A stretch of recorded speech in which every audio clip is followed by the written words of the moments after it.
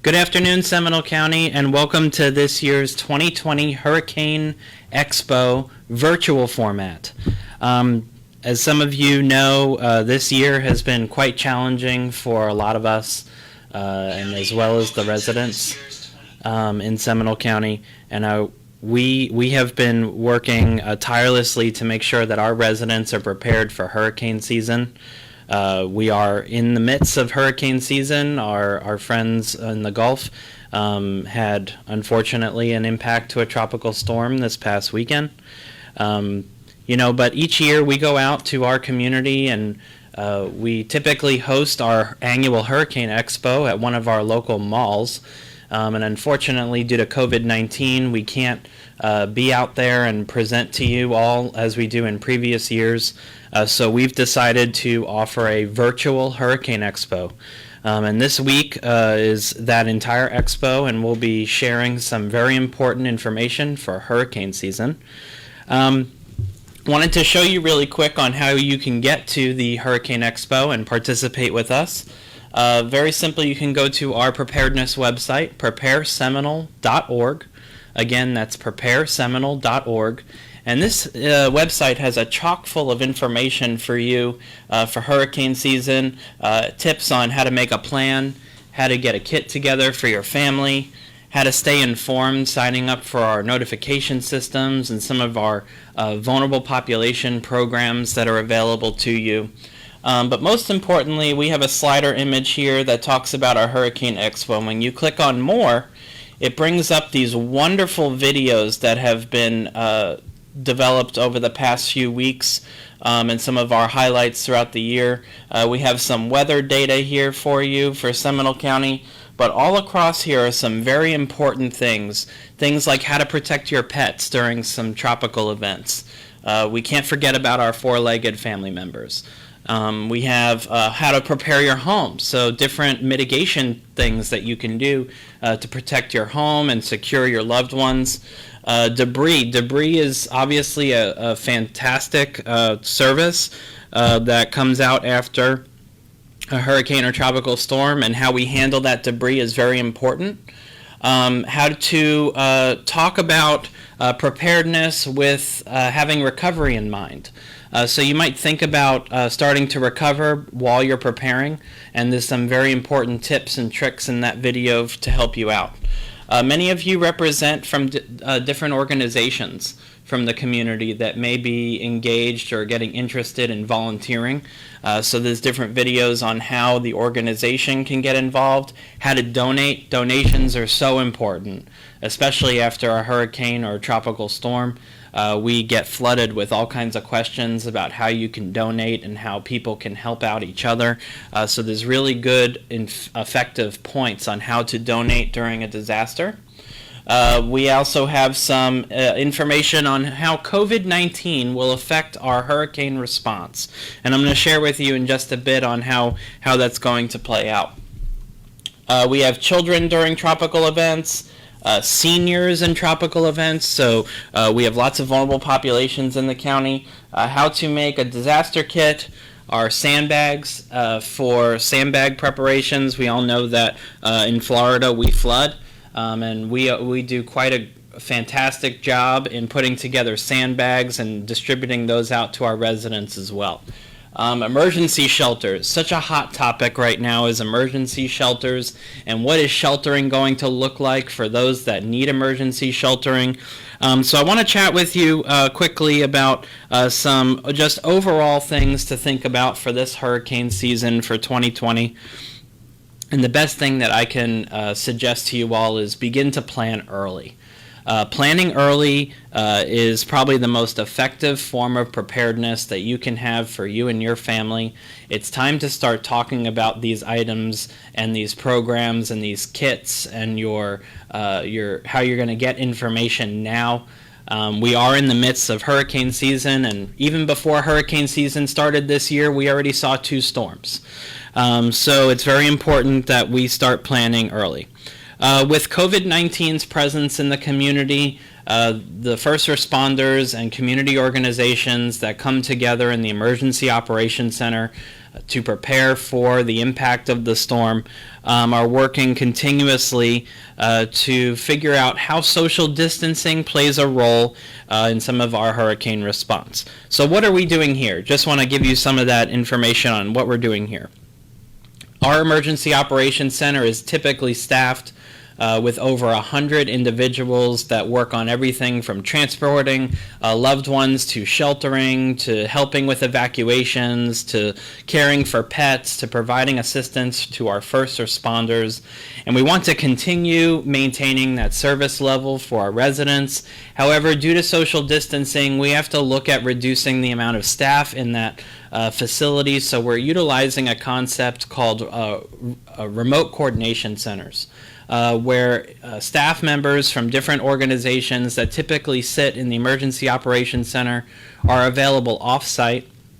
We have a smaller crew available in the Emergency Operations Center that's going to work remotely with those individuals to make sure that we are maintaining that same level of service for you throughout an emergency. Modifying our shelter plans. So those of you that have participated or have utilized our emergency shelters in the past, you should expect to see some additional things happening there. Things like temperature screenings, filling out a questionnaire on wellness. But what you might see a reduction in is the different levels of service that you may receive at a shelter. Just want to keep in mind that sheltering is a place of last resort.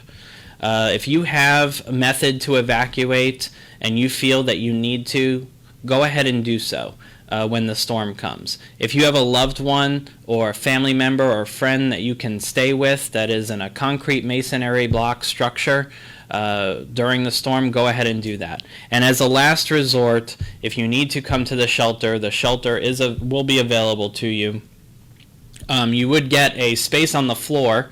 It's a 7-foot by 3-foot, so 21 square feet on the floor. One of our videos in the dashboard goes into some more detail on that. And we can demonstrate how keeping that extra space of a 6-foot distance between those clients is very important, and making sure that we continue to contain the spread of COVID-19 in our community. So for recovery, it's very important for us to set the expectation now for you all that recovery is going to be a lot slower than it has in the past. There's additional equipment that's going to be needed. There's sanitizing of that equipment, cleaning and social distancing with some of the staff. So it will likely slow down recovery operations once those operations come into play. And that could be anything from debris removal to letting people back into the community after a large evacuation. You may see some challenges with that, but it will come to play. It's just a little bit slower than normal. Smaller work crews. Our work crews will be social distancing as well to keep their safety, and the smaller work crews are very important, especially with our volunteer organizations. What we're hearing from our volunteer organizations is volunteerism throughout the nation right now is down. And we're having to look at other organizations and other community partnerships that come into play to help fill that gap of some of the volunteer organizations. As always, to get updated information, we have a fantastic emergency notification system called Alert Seminole. Alert Seminole is an opt-in system where you have to register to receive those alerts. To get the link to register for that, you can text the word Seminole to 888-777. So again, you can text the word Seminole to the number 888-777. It'll provide you with a link there. You could go ahead and register and subscribe for Alert Seminole, and that'll sign you up for all of the fantastic notifications that come out. Some of you may have received some of them this past weekend for some tornado warnings that were in the community. It comes through that same method.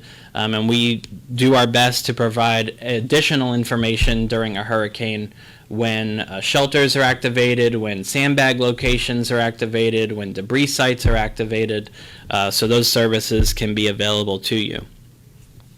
I'm going to take some questions from the audience, and what's great is we have some public information staff here that's helping with that. The COVID-related questions will be responded to by staff after. This live chat is specifically for hurricane preparedness, so I'd like to take any questions from you all. Now's the time to ask those questions.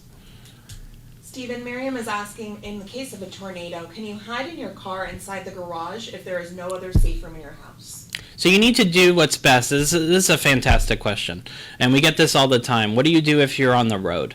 Do you buckle up and hold on tight? And what you want to do is make sure that you get out of the area as fast as possible if you can. If the garage is if you're inside a concrete masonry structure, and you can get into your garage, chances are there's a safe area in the home that's a little bit safer than a car that's parked in a garage. What we suggest is the lowest level of elevation in the most interior room possible. So you want to put as many layers of structure between you and the outside as possible at that point. No windows. A lot of times we see for you in your home, it may be a closet, it may be a bathroom or a small half bathroom, or an alcove area that might be in your home that might be a little bit better. In those cases, there are certain cases where you can avoid it and you try and get out of the area as best you can, but the best place for you to be is in the lowest level of elevation inside a concrete masonry block structure in the most interior room possible. Would a hallway work? A hallway could work as long as it is interior to the home. A lot of times you get down and put your hands around your neck so that you can protect yourself from flying debris that may come into the area. But again, if you have that room available to you, that's very important. Any other questions? This time is for you to ask any kind of questions for Seminole County. I want to go through the dashboard a little bit. What's great is we have this wonderful feature, so you don't have to wait and watch the videos in these small little boxes. In the upper right-hand side of each video is an expansion button, and when you click on that, it actually brings you to a full-screen view. So don't feel the need to go and watch the videos in these little boxes. When you click on see the topic that you like, you could go ahead and expand that and see it full screen, and we see some initial clip of what the video is going to show. This was a great tool that was built by some of our GIS staff in the Emergency Operations Center, and of course our public information staff and Seminole County Government Television that helped us shoot some of these videos so that we can make sure that you have the most accurate information for this hurricane season. Again, I can't stress it enough how important it is to start planning early. We're already in hurricane season. Hurricane season in Florida lasts from June 1 to November 30th. We've had all kinds of anomalies happen during hurricane season in Florida and throughout the Southeast. Everything from storms that happen outside that window to storms that skirt our coast and go up up to a different direction, waiting until the last minute to make those changes in track.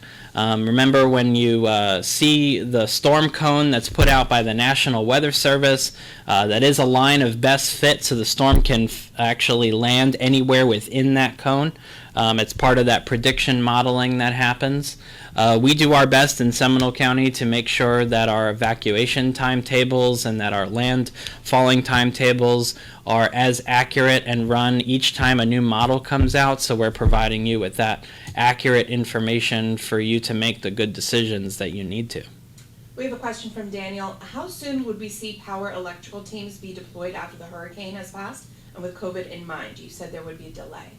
Yeah, so power companies, as long as they are mobilized and ready, we get them out as quick as it's safe to do so. So once the winds start to die down into those acceptable ranges, so it's safe for the crews to go out onto the street, The crews actually mobilize with our public works teams in the county, so they work together to make sure that if there's any down power lines in major thoroughfares, that those things are cleared off first. And then there's a priority restoration structure model that the power companies utilize to make sure that everybody gets the power back as quick as possible. What we're seeing now for COVID-19 is it may be slower, it may be faster. What's going to happen is it's going to require more people.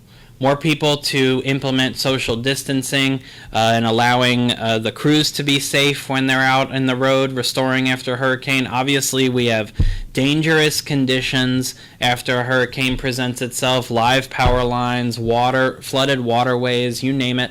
And that extra level of protection for our emergency workers, like the utility providers, to make sure that they're also healthy so they could go back to their families when they are finished doing the wonderful work that they do to restore those services to our community. Stephen, Miriam asked about service dogs in shelters. Fantastic question. We absolutely welcome service dogs in shelters. Service dogs, our staff is trained specifically when we do shelter training on the legal requirements for service dogs. So they are very well versed in the requirements that present themselves for service dogs or service animals. As you know, if you do read the ADA law, it's not just dogs, it's also miniature horses that are allowed under the ADA law for service animals.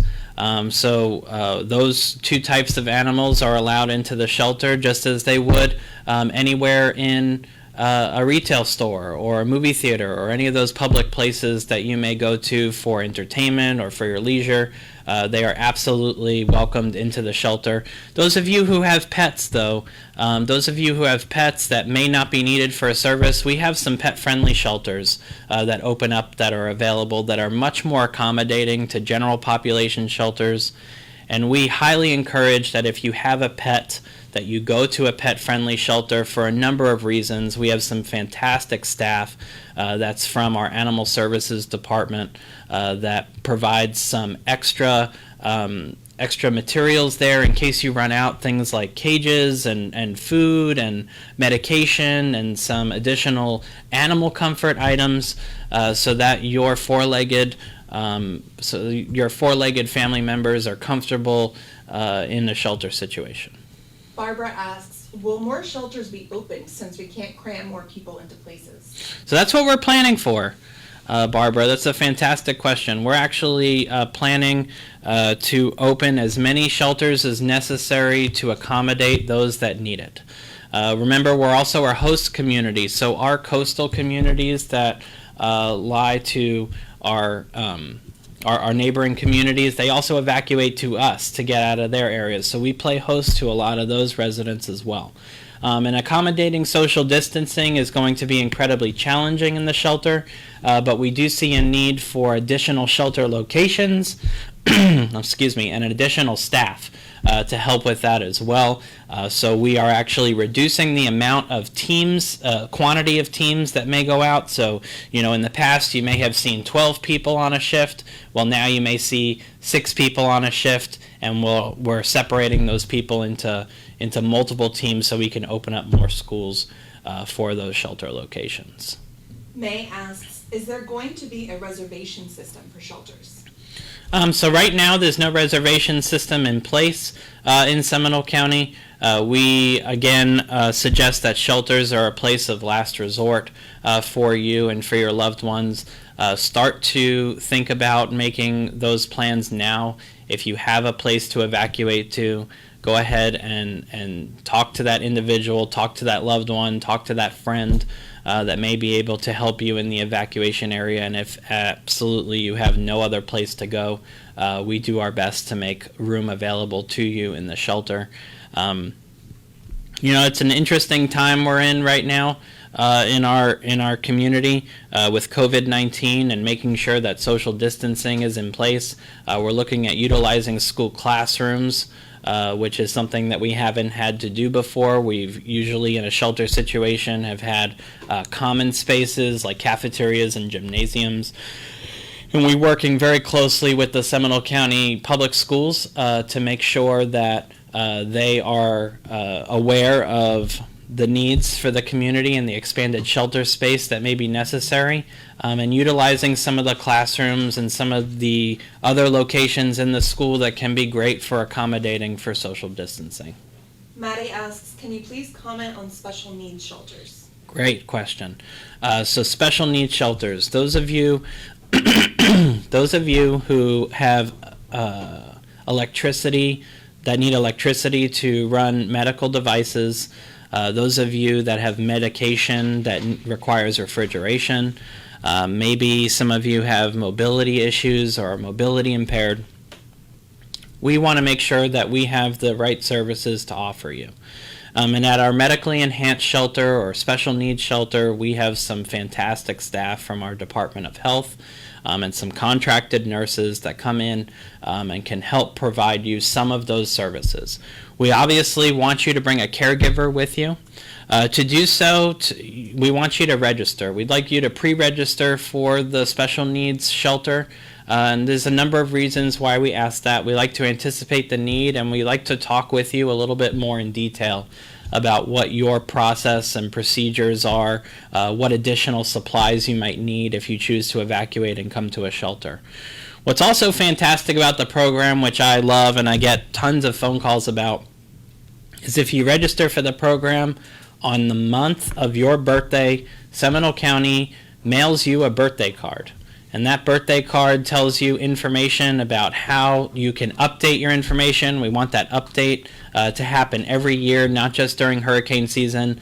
So we'll give you a phone call. We'll send you a really nice designed birthday card wishing you a happy birthday, and also telling you to call us and have a chat about some of your application information to make sure it's still valid. Stephen Edwards' question is, from the safety and security standpoint, are there going to be temperature checks and social distancing? Yeah, so if you come to a shelter this year, you can expect temperature checks for all individuals coming into the shelter. Social distancing, so what we're looking at is doing 6-foot spaces between shelter spaces and common areas, and the use of separated classrooms or other rooms within a school that are more conducive for that. And also limiting the amount of capacity at the shelter. What you can also see as an increase in this is support from our partner agencies like law enforcement agencies, EMS crews, and contracted services in those fields more prevalent at the shelter to assist you with any needs you have. Dee's question is, going back to the tornadoes or where to shelter inside of a home, we are on the second floor. Is the closet good or an inside bathtub? So it really depends on what those rooms look like. If the closet is the most interior location for you with the amount of walls between you and the exterior, then that's going to work. If it's a bathtub in a bathroom without any windows and it's not to the exterior of the, you don't have a wall that points to the exterior of the structure, that's going to be a good place for you too. You need to work with your family to identify where that safe place is for you. In some cases, it may be going into a clubhouse that might be nearby or a more secure structure. It really depends on what's best for you and your family, and that's something you need to look at. We have some great tips on prepareseminole.org on some protect your home areas and some good safe places for tornado safety. Peggy's question is, are there shelters just for seniors over 65 years old? So there are not. We have 3 types of shelters in the county. We have the general population shelters, and that's for anybody that needs a place to stay. We have pet-friendly shelters. Those are shelters for individuals with pets. If you have a pet, obviously we have some additional services and additional personnel that are trained to work with pets to be there with you. And then we have our special needs shelters.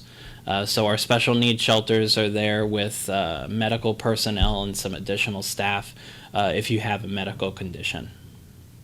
Stephen, at the moment we don't have any other questions. We have 5 more minutes to wrap it up. Mm-hmm. Okay. So tomorrow at 12:30, there will be another individual here from the emergency management team talking with you about how to develop a hurricane kit. It's something very important that we all overlook sometimes. About 48 to 24 hours before a storm, you see pictures on TV of people rushing to the grocery store to get all those items. Over the past few months, some of those items that you may have been looking for may not have been there. So now more than ever, it's more important for you to plan early for that hurricane kit. And tomorrow we're going to have another emergency management staff member here with you at 12:30 live on Facebook to chat with you about how to build a hurricane kit. And a hurricane kit not just for you, but also for your loved ones and those pets that you have at home that are also part of your family too. We are good. All right. Thank you all. I hope you all have a wonderful day and stay safe this hurricane season and stay safe for the rest of the year.